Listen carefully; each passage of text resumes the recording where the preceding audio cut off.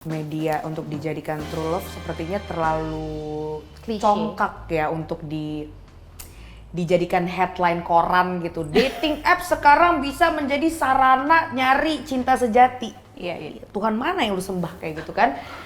Karena menurut gue cinta sejati itu mau ketemu apa enggak harus ada the urge of fighting itu harus ada. Kalian pernah punya nggak pengalaman menggunakan dating apps? Pernah atau enggak? Tentu pernah ya, sebagai manusia modern. Dari 2013-2014 tuh udah Satu lumayan. dekade. Satu dekade. Tepuk tangan dulu. Thank you ya, udah diingetin. Atlet jempol. Luar biasa. Nah, 2013-14 ini awalnya dari online dating yang basisnya web, setipe.com, lalu ke Tinder, lalu ke OkCupid, Match dan segala macam. Mungkin ada 7-10 yang pernah gue cobain lah ya. Nah, terus dan tidak kapok. Kalau Kak Sarah gimana? Sejujurnya saya nggak pernah pakai dating apps. Kenapa tuh? Karena saya suka makannya dine in di tempat. Kadang-kadang kalau misalnya di online dating itu catfish, Iya, scamming. scamming gitu kayak I don't have time for that. If you want to date me right away. Gitu. Jadi what should I do online dating when Iya, I iya, got like this circle? Nah, kalau ngomongin dating apps, baru-baru ini tuh ada hasil riset katanya dengan maraknya orang yang pakai dating apps tuh jadi mengurangi kemungkinan buat menemukan true love. Kalian percaya nggak sama hasil riset ini atau enggak? Kalau misalnya lo tendensinya untuk mencari true love di online dating, kalau niatnya baik akan ketemu. Cuma kan kalau misalnya di dating apps sekarang ini, di mode modern ini ya teman-teman yang saya hormati, kadang-kadang kalau misalnya kita cari cinta sejati ya adanya gitu. Maksudnya kayak Gimana tuh? kayak gitu. Ngerti kan? Kadang-kadang saya tuh banyak banget teman laki. In general mereka menggunakan dating apps. Gua tanya, ada yang mau cari istri nggak di situ? Gue wawancara 12-13 orang, 9 itu enggak. 9 itu cuma nyari casual partner. Gue nggak tahu lah casual partner itu artinya apa. Situationship. Iya kayak gitu, kayak ya terus lu tiap hari gitu, tiap malam ngobrol sama cewek yang beda-beda. Iya, ngapain? Iya ngobrol aja, enak tau ngobrol. Oh gitu, enak gitu ngobrol. Iya, gitu. Jadi kayak cuma teman ngobrol, cuma teman you know, kayak gue nggak tahu siapa arti dari casual partner itu dan bedanya dengan formal partner gitu apa. Gue nggak tahu ya. Cuma ya kita tidak menutup kemungkinan kalau dari casual partner itu bisa menjadi cinta sejati. Percaya kan? Nah, kalau buat Kaida gimana? Kira-kira tentang si riset ini kalau menggunakan dating apps, probability untuk menemukan true love-nya tuh akan sangat berkurang. Sebenarnya kebetulan kan gue waktu studi lanjutan di Cultural Studies itu sempat meneliti soal online dating juga, dan dari beberapa jurnal tuh emang berkata demikian, bahkan sampai sekarang juga ya. Kayak di US atau Europe itu kemungkinan untuk orang bertemu true love itu cuma 10-15% gitu. Jadi ya apa yang lo harapkan dari online dating ini ketika tujuan kita hanya untuk mencari pasangan hidup, life partner yang standarnya sama kayak kita, value-nya pengen kita semuanya ada, physically standarnya bagus. Nggak ada cuy gitu, nggak bisa berharap kayak gitu. Makanya gue mengiyakan hasil riset itu, dan pun kita nggak pernah tahu ya orang-orang yang gagal dari online dating. Selama ini kan ketika ada salah satu atau beberapa teman di sekitar kita yang berhasil menikah terus menemukan partnernya dari online dating itu kan kayak wah gila, ada nih banyak teman gue. Berapa dari berapa dulu nih? Mungkin 5 dari 500.000 orang atau dari berapa ratus ribu gitu. Jadi waktu itu juga pernah ada di setipe.com ya bahwa dia ada satu yang bilang ya kalau misalnya dari beberapa juta yang menggunakan aplikasi ini paling cuman berapa ratus yang berhasil gitu. Jadi kan emang dikit gitu kemungkinannya. Sama kayak tadi yang dibilang Sarah, mau di offline pun di in real life gitu ketemuan organik, ya belum tentu juga ya true love-nya gampang dicari ya. Betul, mungkin gara-gara ini kali Neng, kenapa riset itu ada benarnya juga. Karena di dating apps itu kita tidak ada the urge of memperjuangkan. Kalau nggak cocok, ya balik lagi dating apps, tinggal swipe right lagi. Jadi nggak, kalau misal organik, kita udah ngasih effort, udah ketemu, ada satu yang kita nggak suka, oh mungkin masih bisa diomongin. Kalau dating apps itu, menurut gua ya, correct me if I'm wrong, semuanya terlalu gampang. Etalase banyak banget nih, kan pilihannya ini, ada warna ini, warna itu, ya ketawanya model begini, ada orang begini. Jadi menggampangkan pertemuan. Kalau nggak berhasil, ya bye, orang gue balik lagi ke dating apps tinggal swipe kanan swipe kiri. Iya, easy come easy go dan Jadi karena value-nya banyak berkurang. berkurang dan dari banyaknya pilihan ini kita jadi punya paradox of choice karena semakin banyak pilihan kita semakin ingin yang terbaik. Kalau dari bukunya Modern Romance-nya Aziz Ansari itu orang tuh kayak lagi judi. Ini gue baca juga tuh. Iya, kayak lagi judi kayak- kan. Kalau lu kalah, lu tuh justru aduh udah deh, tapi enggak. Setelah ini mungkin gue bisa. Setelah ini gue bat jadi ya udah. Oke, nah dari ceritanya Kak Ida yang sudah menggunakan dating apps lama. Nah kira-kira ada nggak pengalaman yang seru yang bisa diceritakan? Oh, wow. Pengalaman buruk mungkin atau pernah ditipu, di catfishing, Iya. boleh dong kalau ada. Pasti ada lah ya dari kurun hampir 1 dekade saya beratlet ria ini. Justru yang pertama itu 2017 ketika kali pertama pakai OkCupid. Nah, ya long story short, pokoknya ketika ketemu ternyata dia perempuan, Bo. Dia masang fotonya bertiga dan entah kenapa ketika dia update daily basis itu emang si cowok yang personanya dia di dating app gitu, Sar. Tapi pas ketemu ternyata oh itu temennya gitu. Saya punya pertanyaan, Bu. Apa tuh? Dating apps pasang foto bertiga, kenapa lu swipe right? Enggak, jadi ada foto bertiga pertama, terus setelah itu ada fotonya sendiri. Cewek cowok? Cowok lah, dia mempergunakan foto temennya untuk Emang udah menjadikan diniatin ya? gitu. Dan misalnya kayak kenapa waktu telepon nggak curiga gitu? Oh tentu gue curiga waktu telepon dia selalu menghindar. Aduh nggak bisa, gue suaranya lagi serak lah. Udah nggak apa-apa gitu. Akhirnya pas diangkat, lo tahu suaranya Adon Bass Jam nggak sih? Anggap aja Itu gue kan tahu. agak buci ya. Suara-suara agak Oh iya, perempuan gitu. iya. Ya maksud gue semua orang di sini kan beragam. Jadi ada kemungkinan cewek suaranya kayak cowok, ada kemungkinan cowok suaranya kayak cewek. Dan gue menerima keragaman itu. Jadi kayak gue nggak mau judging. Akhirnya oke, kita video call. Pas video call dia nge-shootnya pakai kucing aku aja ya, soalnya aku malu nih kalau video call gitu. Oke, gue ajak ketemu kemudian. Nah akhirnya pas gue ajak ketemu, dia banyak deh belibet lalalala sampai akhirnya gue disuruh ketemu dulu sama temennya di coffee shop. Nih ada teman gue cewek, ntar gue nyusul ya, gue lagi toilet nih. Setelah 1 jam lamanya itu ada handphonenya dia si cewek ini nih yang ceritanya jadi temen dia bunyi, terus diangkatlah telepon. Terus kok suara dia mirip kayak match gue yang ini yang mau gue temuin. Akhirnya waktu langsung gue tembak. Jadian dadalah. Bohong sama gue ya gitu. Terus dia bilang apa? Terus kayak, aduh gue minta maaf ya. Terus kayak stop, oke, gue pulang. Oh nggak ada ngobrol-ngobrol apa dulu? Buat apa? Alasan Anda melakukan Enggak. Jadi kalian berdua kira-kira sepakat atau enggak kalau memang dating apps ini tuh nggak bisa buat dijadikan media mencari true love?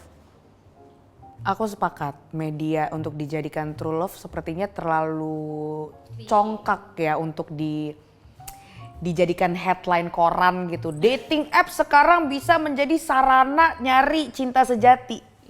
Tuhan mana yang lu sembah kayak gitu kan? Karena menurut gue cinta sejati itu mau ketemu apa enggak harus ada the urge of fighting-nya, itu harus ada. Kalau buat Kak Ida gimana?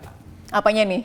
Setuju apa enggak tentang si dating apps ini bisa dijadikan wadah dalam Untuk mencari jodoh gitu ya, life partner. Ya bisa, karena kan itu one of alternatif aja. Itu medium aja, bedanya mediumnya online say gitu. Jadi dari beribu cara di dunia ini untuk mencari jodoh, ada nih yang namanya online dating gitu. Terus kira-kira bener nggak kalau misalnya ada orang yang bilang orang-orang yang make dating apps ini adalah orang yang desperate. Enggak lah ya, enggak lah. semua orang desperate kali. Iya. Tanpa pakai dating apps, Tanpa juga pakai udah dating apps desperate. semua tuh depresi kayak apalagi di zaman-zaman sekarang semuanya tuh digital, semuanya easy access, makin banyak pilihan, makin lu kesepian. Padahal kan harusnya kalau misalnya makin banyak pilihan itu kan you can easily choose what you want. Tapi ternyata semakin banyak pilihan, lu kok semakin kesepian. Kenapa? Jadi kayak ramai di luar, sepi di dalam. kesian mampus. Sedih kan? Kayak Nah itu Gue lagi tuh ngomongin gue juga. permasalahan Tenang. orang-orang yang hidup di era sekarang ya, mau itu umurnya berapa deh, 20-an, 30-an, ya kebanyakan kayak gitu. Jadi di luar tuh ramai tapi di dalamnya sepi. Nah menurut kalian emang sesusah itu nggak sih nyari jodoh dan apa tantangannya mencari pasangan di era digitalisasi walaupun udah banyak opsinya ya? tantangannya karena semua orang sibuk mencari, padahal jodoh itu kan saling menemukan. FYP tuh pasti. Chef's kiss. Cuma kalau sekarang itu karena semuanya sudah terekspos di digital, it's an easy access. Kayak seakan-akan apa yang ditampilkan di sosial media ataupun di manapun itu adalah hal yang gampang.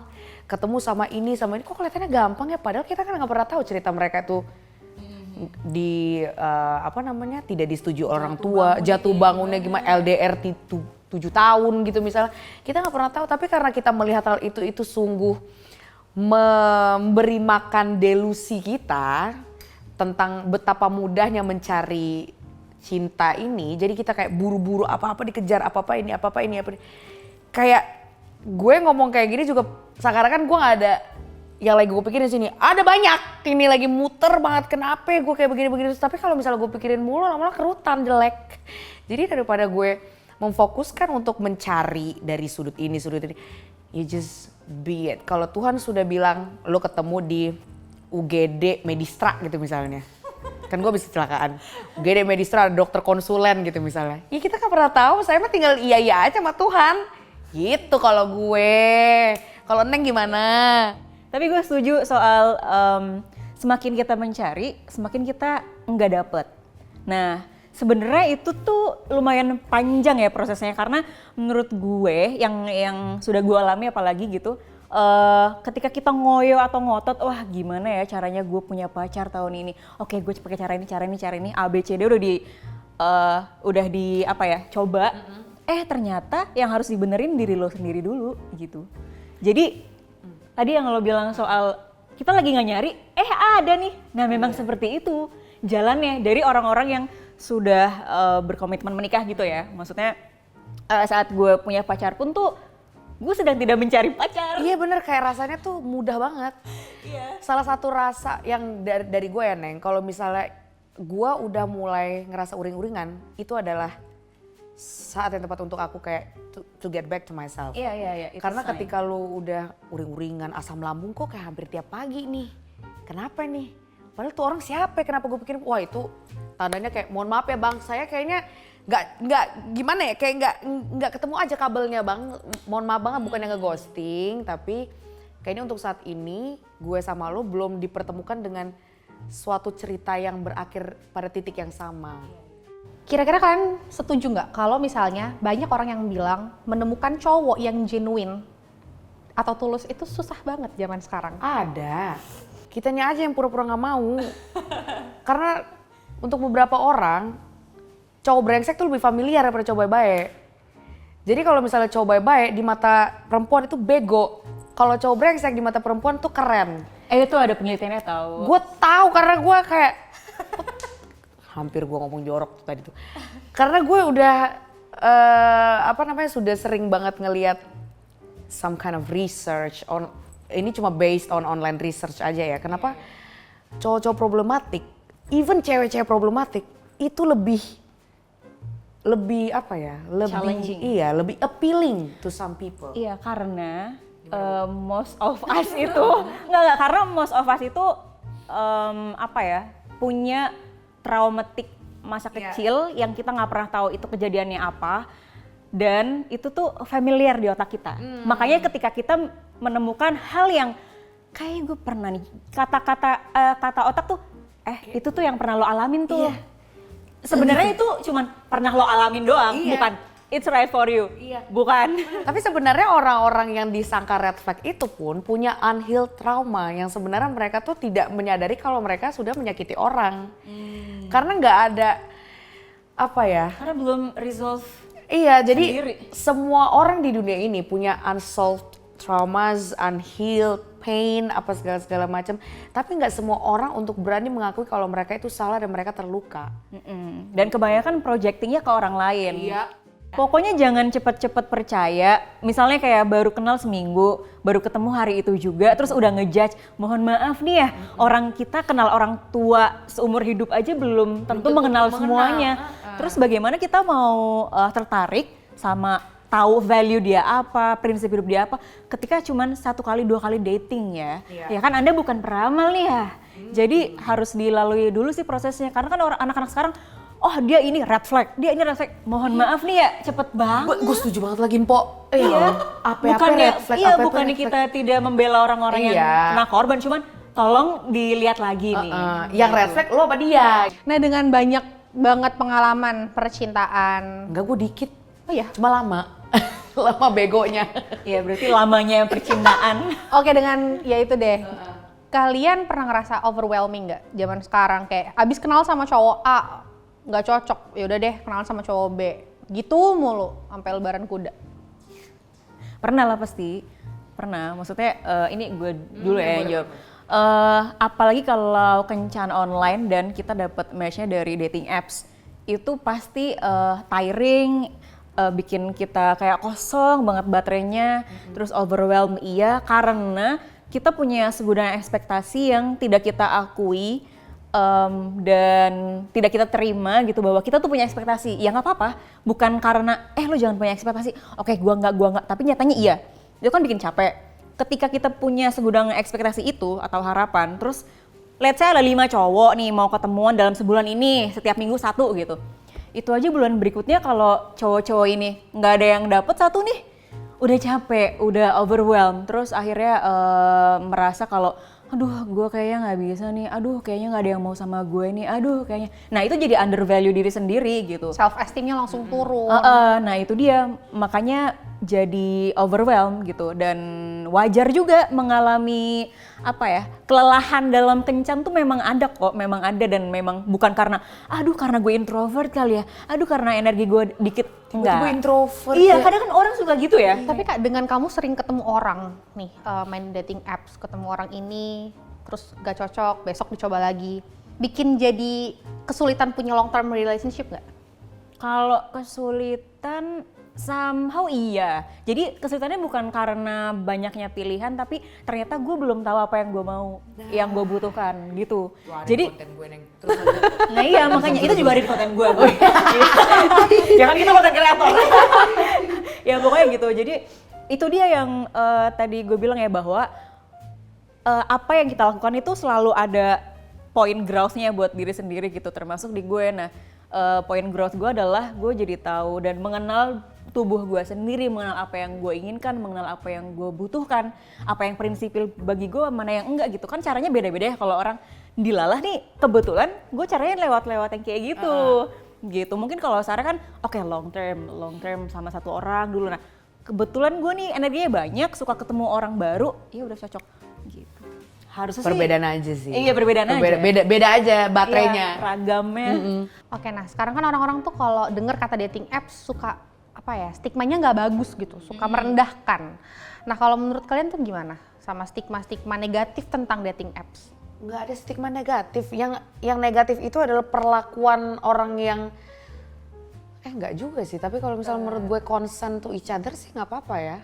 Stigma negatif itu ya selalu ada ya terhadap semua hal. Maksudnya nggak cuma online dating atau dating apps. That's why gue bikin podcast namanya I Think I Wanna Date You waktu itu, karena tujuannya untuk ngasih informasi yang berimbang antara stigma negatif yang muncul sama hal-hal positif yang bisa kita dapatkan dari dating apps gitu. Jadi itu salah satu alasan yang lumayan berat juga di gue sih, kenapa akhirnya bikin podcast soal datingan. Ya karena itu, kalau install Tinder gitu ya di handphone, ketemu teman, ya ampun lo install Tinder, kan itu kan isinya kayak gitu doang. Ya kalau kan kayak isinya gitu sama-sama mau ya nggak apa-apa Lah ya. iya, maksudnya kayak lah ya memang, tapi emang kenapa? Iya. Ya kan kalau gue pakai belum tentu tidak lantas gue jadi seperti itu gitu. Jadi Tergantung negatif cara juga. penggunaannya juga. Tergantung cara Iya. penggunaannya juga, karena mungkin banyak orang yang lihat kalau dating apps itu kan selalu kayak mendukung hooking up culture, Iya, right? iya, iya. Kayak Yang mana tidak familiar di negara ini gitu. Padahal sebenarnya nggak juga ketemu, Nggak juga. ngobrol dan end up-nya sebagai temen ngobrol aja ya juga kan semua banyak. berawal dari teman kan, Neng? Nah, tapi kalau misalnya kan banyak nih orang-orang yang menganggap emang si dating apps ini kayak direndahkan lah intinya kayak gitu kan. Apakah memang dating yang konvensional ini jauh lebih menjamin? Gimana? Enggak juga, nggak ada jaminan untuk jadi apa ya, jadi membentuk suatu relationship yang lebih- bekerja gitu. Iya, yang komitmennya lebih oke, Nggak ada, gitu ya, nggak kualitasnya ada. lebih bagus. Karena kan orang ngerasanya gini loh, kayak ketemu orang secara konvensional untuk dijadikan gebetan atau mungkin berlanjut jadi pacaran tuh kayak lebih, ya mereka real person. Kalau dari dating app tuh dirasanya, wah nih virtual nih gitu. Mungkin diawali dengan mindset kalau kita konvensional itu sudah seakan-akan tidak dipaksakan gitu. Kalau misalnya melalui dating apps itu dibantu dengan platform, kayak seakan-akan dilihat dari masyarakat itu segitunya banget lu sampai harus dibantu sama internet gitu. Padahal mah isinya sama-sama aja. Kita semua desperate for love. We're longing for love kok. Nggak usah kayak paling kayak Craving for love. iya, craving for intimacy. Jadi kayak stop it. Nah kalau misalnya di dating apps itu kan misalnya nggak suka ngobrol, udah nggak cocok, bisa di unmatch. Nah kalau buat Kak Sarah di conventional life, Unmatch-nya gimana? unmatch-nya gimana? Deket ngobrol tapi aduh nggak bisa lagi nih. Iya. Nggak ada kata-kata unmatch langsung cabut gitu, enggak. Karena akan berakhir jadi teman. Makanya itu intensi gue adalah berteman dulu. Udah gitu. Jadi kayak nggak mungkin kayak oh kita nggak cocok, bye, unfollow, block. Enggak dong. Jadi kayak berteman, kalau misal masih bisa berteman, kalau nggak ada beef to each other, ya we can be friends. Tapi kalau misalnya ada beef, ya so long my friend, goodbye, gitu aja. Ciri-ciri cowok kayak gimana sih yang biasanya layak dipertimbangkan buat jadi pasangan? Terima kasih teman-teman media yang sudah hadir. Izinkan saya menjawab pertanyaan ini dalam bahasa Indonesia. Menurut saya ciri-ciri cowok yang bisa dipertimbangkan untuk menjadi pasangan berkomitmen ya. Karena kalau pasangan doang kita nggak pernah tahu tuh pasangan buat apaan. Pasangan berkomitmen adalah, ini menurut gue, kalau dia nggak bikin saya asam lambung. Karena kalau deket sama orang yang bikin saya asam lambung, nyawa taruhannya. Saya nggak mau mati muda. Yang kedua adalah tentu saja kita harus bertemu dengan bibit bebet bobot ya. Maka dari itu saya juga membangun bibit bebet bobot saya juga supaya kita tuh berada dalam satu, sat gitu ya, sat. Yang terakhir ini penting tapi selalu di-deny adalah kalau gue bisa ketemu dengan orang yang bikin tenang. Jadi biasanya orang yang bikin tenang itu membosankan sekali. But then again, the things that we have to know, kadang boredom itu adalah sinyal atas keamanan gitu. Bukan sama bouncer, bukan sama security, maksudnya bukan gitu. Jadi kayak ketika kita merasa tenang, kita akan merasa bosan karena tidak ada ini nih, turbulensi halilintar. Tapi kalau tidak ada turbulensi halilintar, tentu saja kita akan tetap bosan. Karena gue mikirnya muter-muter ya. Pokoknya kalau ketemu sama orang yang bikin gue kayak tidak harus menahan perut gue kalau gue pakai crop top, gue nggak harus insecure kalau misalnya gue belum mandi atau dia bisa marah dengan secara sehat.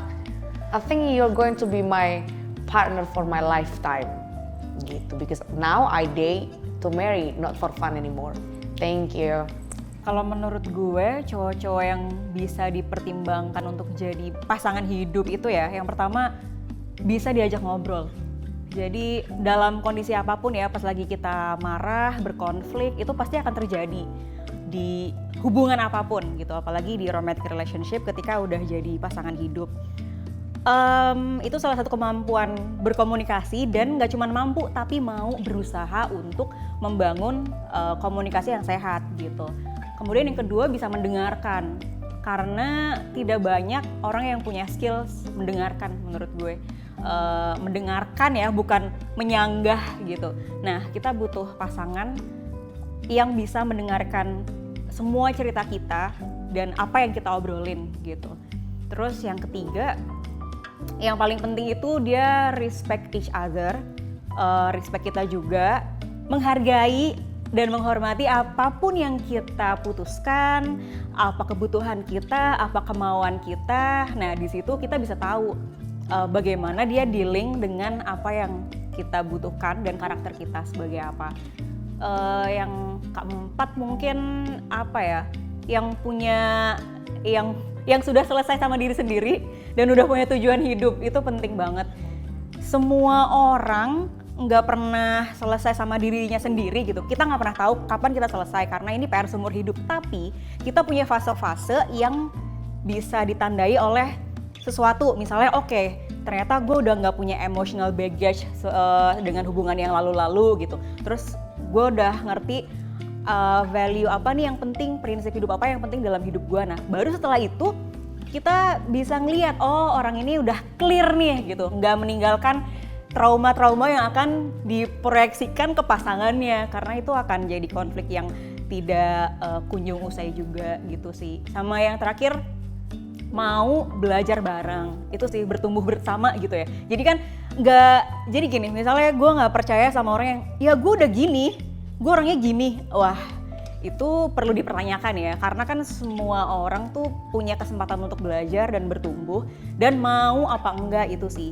Jadi bagaimana kita willing untuk belajar dengan hal-hal yang tidak kita ketahui, yang nggak enak sama kita, yang bikin kita nggak nyaman. Nah itu gimana cara problem solvingnya gitu sih. Jadi mungkin itu sih yang paling penting, sisanya ya fitur-fitur preferensi masing-masing aja gitu. Buat Kak Ida, ada nggak sih tips-tips gimana caranya memilih cowok di dating apps? Jadi ini banyak perlakuan buruk yang biasanya perempuan dapatkan ketika kita bermain dating apps atau online dating ya. Kalau tips dari gue sih pertama, seleksi dulu. Yang pertama, kita nggak bisa nih atau naruh informasi yang terlalu personal, bio kita terlalu personal di profile dating apps. Itu yang pertama untuk antisipasi diri sendiri dulu gitu, karena kalau misalnya kayak udah tahu medsosnya, udah tahu tempat kerjanya, tinggal di mana, itu terlalu riskan. Kedua, cari tahu orangnya seperti apa. Misalnya kalau misalnya di situ ada namanya, mungkin di googling dulu nggak apa-apa, atau di search di medsosnya, kalau ketemu syukur, nggak juga nggak apa-apa. Setelah itu, kalaupun mau meet up, ketemulah di tempat publik, misalnya kayak coffee shop atau resto. Kenapa? Karena itu menghindari hal-hal yang tidak diinginkan gitu, atau pelanggaran-pelanggaran privasi yang bisa terjadi pada siapapun, termasuk cewek-cewek gitu. Kalau di coffee shop itu kan lumayan gampang ya, jadi nggak usah ada split bill yang tidak ada ujungnya ini, padahal sangat mudah gitu solusinya. Terus kalau misalnya kita di public space, misalnya let's say resto gitu atau tempat makan, pas kita ketemu sama cowok terus kita nggak into, kita bisa dengan mudah kabur dengan alasan apapun, karena kan itu tempat makan. Nah berikutnya itu jangan langsung pindah ke platform pribadi selain chat di dating apps. Kenapa? Karena misalnya bisa di WhatsApp atau di Telegram atau apa, itu kan ada kemungkinan tahu nomor pribadi kita ya. Jadi orang tuh akan lebih gampang nyari kita, atau scamming atau something gitu yang membahayakan diri kita gitu. Kalaupun pindah ke Telegram atau Line, itu kan bisa pakai username, ID yang enggak mencantumkan nomor pribadi. Lalu setelah itu ketika lagi meet up, kabari temen deket yang paling deket, yang paling kita percaya. Gue lagi ketemu ini di sini. Kalau perlu share log ke temen kita yang deket ini gitu. Jadi kalau misalnya ada apa-apa, dia jadi 911 kita gitu. Itu yang biasanya gue lakukan ketika ketemu sama orang. Kemudian yang terakhir itu tanya intensinya dia apa. Walaupun di bio profile dating apps itu orang-orang udah bilang kayak in a relationship atau long term atau casual, kadang kalau pas ketemu tuh beda lagi. Nah coba itu diobrolin baik-baik, diajak ngobrol. Jadi kalau misalnya udah ketemuan kedua atau 3 kali, kita udah punya gambaran akan seperti apa gitu sih kalau tips dari gue. Nah, kalau buat Kak Sarah gimana nih? Apa sih kira-kira yang harus diketahui atau dimiliki oleh perempuan yang sedang mencari pasangan in general? Nggak cuma lewat aplikasi kencan aja. Ini buat gue ya, karena gue sendiri single sekarang. Menurut gue perempuan harus tahu caranya untuk melindungi diri sendiri from your own expectation.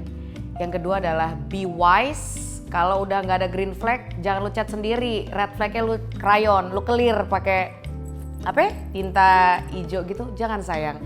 Yang ketiga adalah be genuine, karena di otak gue nih, kalau niat lu tulus, itikat lo baik, pasti akan selalu ada jalan. Kalau orang bilang badut banget loh, well, I prefer to be called as a clown daripada gue dipanggil sebagai, ya gue gak bisa ngomong ini secara general sih, tapi ya at least gue tulus. Gini gue udah ngomong kayak red flag banget nih gue. Cuma you have to protect yourself, be wise, and be genuine. That's gonna be my final statement. Tiga-tiganya harus ada ya. Protect yourself, be wise, and be genuine. Thank you very much.